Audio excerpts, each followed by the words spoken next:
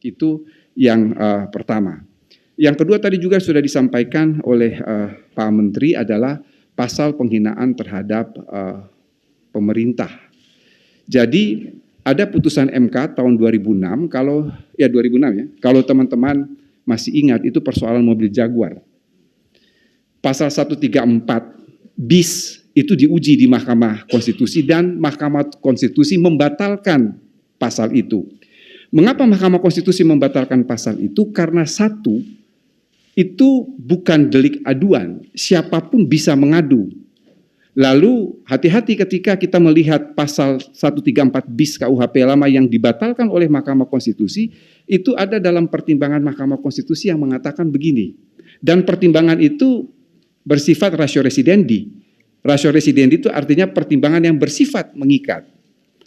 Di dalam pertimbangan Mahkamah Konstitusi soal pasal penghinaan itu, dikatakan oleh Mahkamah Konstitusi bahwa kalau mau ini merujuk kepada pasal 207 KUHP.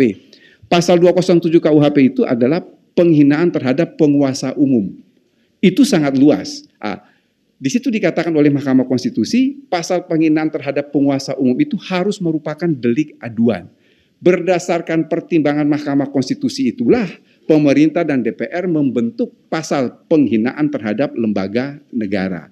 Cuman kita batasi. Kalau pakai KUHP lama, itu ketua pengadilan negeri dihina, Kapolres dihina tuh bisa kena pasal itu. Tetapi pasal yang ada dalam KUHP itu sudah dibatasi. Jadi penghinaan terhadap lembaga negara itu hanya dibatasi 1 presiden wakil presiden, 2 MPR, 3 DPD, 4 DPR, 5 Mahkamah Agung, 6 Mahkamah Konstitusi. Jadi sangat terbatas. Dan itu delik aduan. Delik aduan yang harus mengadukan itu adalah pimpinan lembaga. Apa dasar pemerintah dan DPR membentuk pasal itu? Dasarnya adalah putusan Mahkamah Konstitusi tahun 2006 ketika pasal 134 bis itu dibatalkan. Kemudian yang terakhir saya kira tadi juga sudah disinggung pasal 218, pasal penghinaan terhadap presiden. Jadi teman-teman media mungkin bisa berpikir secara jernih ya. Dimanapun di negara ini, di dunia ini, ada pasal, ada bab dalam KUHP masing-masing negara. Bab itu berbunyi penyerangan terhadap harkat dan martabat kepala negara asing. Teman-teman bisa berpikir tidak, harkat dan martabat kepala negara asing dilindungi, kok harkat dan martabat kepala negara sendiri tidak dilindungi? Coba itu dijawab. Itu yang pertama. Yang kedua, fungsi hukum pidana itu apa? Fungsi hukum pidana itu adalah, filsafatinya adalah fungsi melindungi. Yang dia lindungi siapa? 1 negara, 2 masyarakat, 3 individu. Ditanya lebih lanjut, yang dilindungi dari negara itu apa? Kedaulatan. Lalu ada satu hal, harkat dan martabat negara. Presiden dan wakil presiden itu adalah personifikasi suatu negara.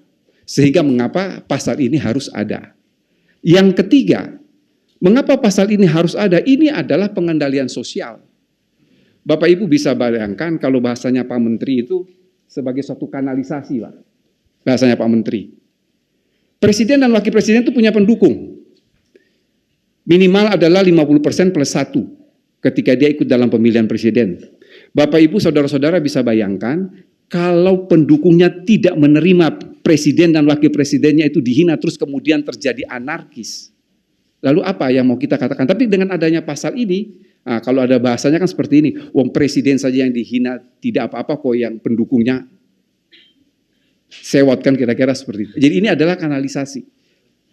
Yang berikut, ini yang berulang kali, tolong membaca pasal 218 ini sekaligus dengan penjelasannya. Penjelasan itu utuh. Dikatakan bahwa pasal ini sama sekali tidak dimaksudkan untuk mengekang kebebasan berdemokrasi, kebebasan berekspresi, termasuk di dalamnya tidak melarang kritik. Mengapa kritik ini? Karena kritik dan menghina itu adalah 2 hal yang berbeda. Jadi yang dilarang betul di dalam pasal 218 ini adalah menista atau memfitnah. Menista itu contohnya adalah ya kebun binatang keluarlah dengan menghujat seseorang. Atau memfitnah. Kalau memfitnah saya kira dimanapun di dunia ini namanya memfitnah itu adalah tindak pidana. Sehingga pasal itu sudah mengatakan bahwa kritik dalam penjelasannya, kritik tidak dilarang di dalam pasal ini. Salah satu wujud kritik adalah unjuk rasa. Jadi pasal 218 beserta penjelasannya itu kalau dibaca utuh maka terlihat jelas antara bagaimana itu menghina dalam konteks menista atau fitnah, dan yang berikut adalah soal kritik itu. Yang terakhir, ini yang selalu saya mengutarakan ketika kami di tim pemerintah waktu itu, kan ada yang bersuara begini, mengapa tidak pakai pasal penghinaan biasa? Kalau toh itu kan delik aduan, kan ada pasal penghinaan biasa. Betul kan? Mengapa harus ada khusus terhadap martabat presiden dan wakil presiden? Saya balik bertanya, ini bukan salah satu bentuk diskriminasi, bukan? Kalau dikatakan tidak perlu ada pasal penyerangan harkat dan martabat presiden, karena itu masuk bisa dalam pasal penghinaan biasa, maka saya katakan pasal makar yang pembunuhan terhadap presiden dan wakil presiden itu dihapus saja. Toh ada pasal pembunuhan biasa. Mengapa tidak menggunakan pasal pembunuhan biasa, tapi harus ada tentang makar terhadap nyawa presiden dan wakil presiden. Artinya apa, saudara-saudara? Penyerangan harkat dan martabat presiden ini sama sekali bukan bentuk diskriminasi, tapi ini adalah primus inter pares. Apa artinya primus inter pares? Presiden dan wakil presiden itu adalah yang utama di antara yang sederajat. Mengapa pasal-pasal ini harus ada? Jadi waktu itu pertimbangan DPR dan pemerintah ada 5 alasan mengapa sampai pasal ini harus ada, pasal 218. Saya kira itu saya tambahan dari saya, Pak Menteri, makasih. Baik, udah clear ya dari penjelasan pemerintah khusus yang terkait dengan isu yang lagi hangat